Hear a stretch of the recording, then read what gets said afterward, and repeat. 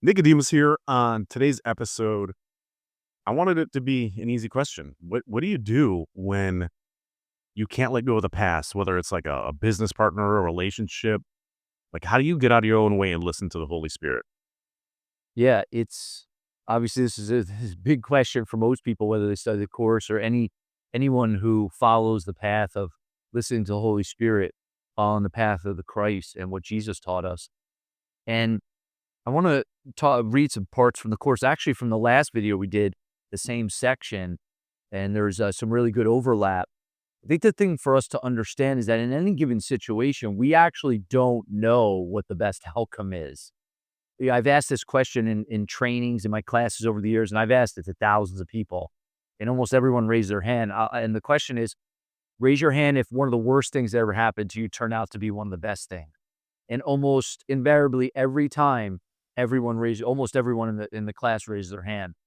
And the people that don't, I swear, either they don't hear the question, or it just maybe they haven't had trials and tribulations that turned out to be valuable for them, or maybe they didn't see it that way. But for most people, what they perceived in the situation as the worst thing that could happen turned out to be one of the best things. So what does that tell us about our ability to judge or assess a situation based on our own knowledge? Is that it's very limited. Our minds are not good at predicting the future or trying to figure out all these unlimited possibilities of what a situation is or what it means or where the value is for us in the situation. So what Jesus says in the course in chapter 14, section 11 is really powerful. This is the test of truth. And this line, it's italicized. One of the parts of the sentence, I want to read it. It says, yet the essential thing is learning that, and this is italicized, you do not know. Now just think about that for a moment. I don't know in any situation what it means, what the best outcome is, what my own best interest is in the situation. The ego tries to teach me that I know, but all that does is create more pain for me. It buries me deeper into separation.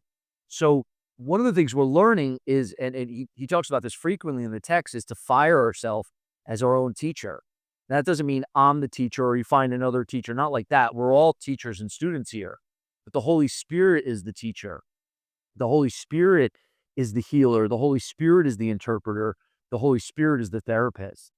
So yet let's go back to yet the essential thing is learning that you do not know. Knowledge is power, and all power is of God. You who have tried to keep power for yourself have, quote, lost it. And then he puts lost in quotes. We didn't really lose it, but when we try to keep power for ourselves and build our own image up to ourselves or the world or in someone else's eyes, we actually end up feeling more and more powerless. So he goes on, he says, you still had the power, but you have interposed so much between it and your awareness of it that you cannot use it. Everything you've taught yourself has made your power more and more obscure to you. You know not what it is, nor where. So everything we taught ourselves from the past about the world, about ourselves, about life, all of it, everything you taught yourself has made your power more and more obscure to you. It convinced us that we're in a separate world, separate from God, separate from each other, and it became a nightmare.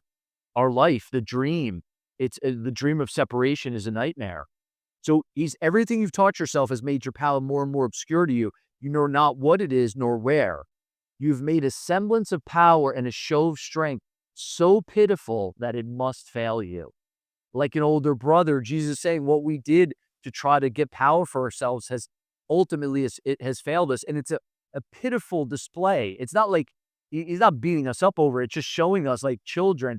It's almost like a child. If you have a child trying to parent themselves, imagine a 4-year-old saying like, I'll handle it from here. I know how to be an adult and I know how to live in the world. As a parent or a grandparent, we would laugh and just say, my child, you don't know what you're talking about. That semblance of strength and your show of strength, it's pitiful because it's not possible.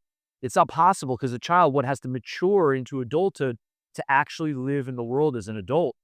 So let's go on. It says, for power is not a seeming strength, and truth is beyond semblance of any kind. Yet all that stands between you and the power of God in you is but your learning of the false and of your attempts to undo the true. So we attempted to teach ourselves, undo the truth, and then teach ourselves what is false. That separation is real. That I'm this body born into the world, gonna die eventually someday, and that it's up to me to try to find my power for myself.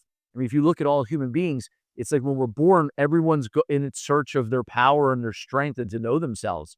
It's just the ego taught us to look in all these insane places where we can never find it. It goes on, and in later in this section, paragraph 6, he says, "Your part is very simple. You need only recognize that everything you learn you do not want." And he says, he goes on, he says, "Ask to be taught of the Holy Spirit and do not use your experiences to confirm what you've learned. When your peace is threatened or disturbed in any way, say to yourself," and this is really ultimately when we say this to ourselves, how we hear the Holy Spirit. We say this to ourselves, "I do not know what anything, including this, means. And so I do not know how to respond to it, and I will not use my own past learning as the light to guide me now." You see, when we do that, we open up, we become an invitation for the Holy Spirit to teach us. But we have to fire ourselves as our own teacher first. He says in the text, Jesus says, "You who've learned amiss should not be your own teacher." Now you can imagine Helen, who was a clinical psychologist at Columbia, very brilliant, very intellectual, hearing this, saying you have to fire yourself as your own teacher, and that the whole start to become a student and listen to the Holy Spirit guide you. And it goes on, and it says, "Those who remember always that they know nothing and who have become willing to learn everything will learn it. But whenever they trust themselves, they will not learn." It's very important here. And he goes on, he says, "They destroy their motivation for learning by thinking they already know." So think that. So don't think you understand anything until you pass the test of perfect peace. For peace and understanding go together and can never be found alone. So ultimately, the test is of perfect peace. There's a situation when I think of the person or the situation, do I feel that perfect peace? If I don't, if I feel static, if I feel fear, if I feel anger or conflict, then I didn't learn of the Holy Spirit. I learned of the ego. And that's where we get to turn away from what we think we know about everything and everyone, and actually open our hearts, open our minds up in the understanding that I don't know, I can be shown. So that it's an actual a humility that we are really owning up to and admitting that we don't know what anything means. So how can I judge any situation? And to the extent that I do, I can't hear the Holy Spirit. But when I'm willing to let go of the meaning that I bring to everything and how I think everything should look and how everyone else should be and how the world should be, when I let go of all of that, the Holy Spirit can now speak to me and teach me and communicate to me how to find perfect peace in this situation and ultimately how to find perfect peace in all situations. So for your life, see if you could start to withdraw what you've assigned everything to be and mean and how everything should look and how everyone should act and the way the world should be. See if you could step back from that and open up to in not knowing that you can now be taught, and that ultimately the knowledge of our true nature and reality and ultimately eternity can dawn on our minds. But first we need to start in our everyday life. So where are those situations that you're judging and that you want it to be different and resistant to the way it is? Can you pull back and let go of that and let the Holy Spirit teach you what it should be, so ultimately you find perfect peace?